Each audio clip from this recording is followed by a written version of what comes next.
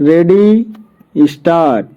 विभिन्न न्यायाधिकरणों में अटके मामलों और उनसे हो रहे आर्थिक नुकसान के आंकड़े हैरान करने वाले हैं।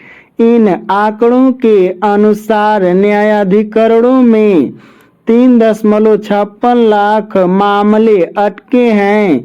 इसके चलते 24.72 लाख करोड़ रुपए फंसे हुए हैं।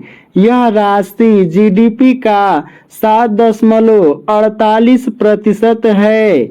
न्यायाधिकरणों की न्याय प्रणाली निराश करने वाली ही नहीं, देश के आर्थिक विकास की राह रोकने वाली भी है।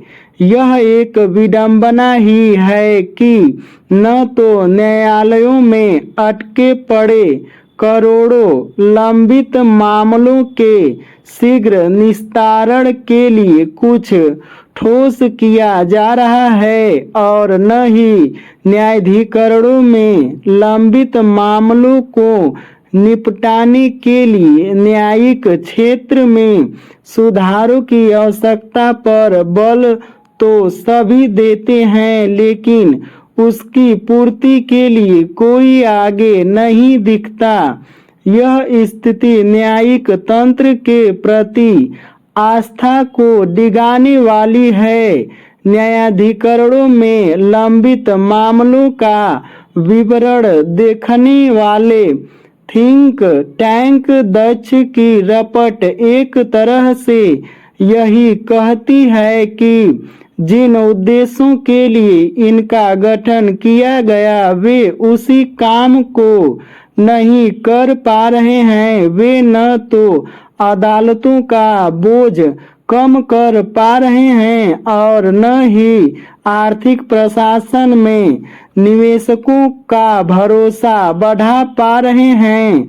कोई भी समझ सकता है कि इससे विदेशी निवेश पर भी असर पड़ रहा होगा। न्यायाधिकरण अपना काम समय पर सही तरह इसलिए नहीं कर पा रहे हैं क्योंकि उनमें स्टाफ का अभाव है और जो है भी वह उस विशेषज्ञता से लैस नहीं जो आवश्यक है।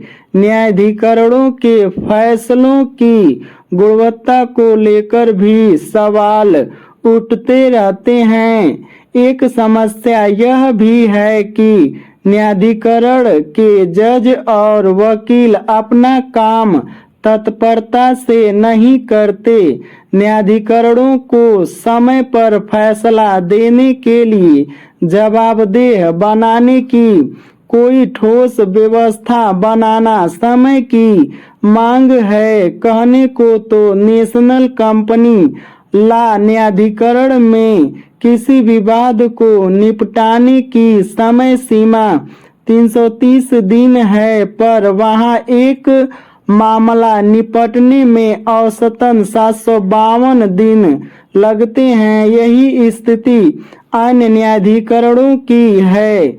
यदि आर्थिक सुधारों को आगे बढ़ा रहे नीति नियंता न्यायाधिकरणों के ढीले और समय खपाऊ कामकाज को लेकर चिंतित नहीं तो वे देश का अहित ही कर रहे हैं।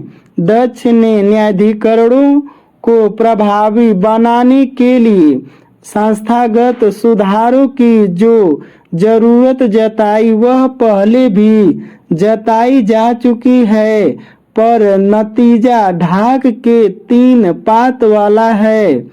समय आ गया है कि विधि मंत्रालय और न्यायिक तंत्र इस जरूरत को पूरा करने के लिए ईमानदारी से आगे आए। आवश्यकता हो तो नियम कानून बदले जाएं। इसी के साथ तकनीकी और विशेष रूप से एआई का उपयोग किया जाए। आखिर जब एआई कई समस्याओं का समाधान करने में सक्षम है तो उसका उपयोग करने में देरी क्यों? एआई न्यायाधिकरणों के कामकाज को पारदर्शी, तेज और प्रभावी बना सकती है।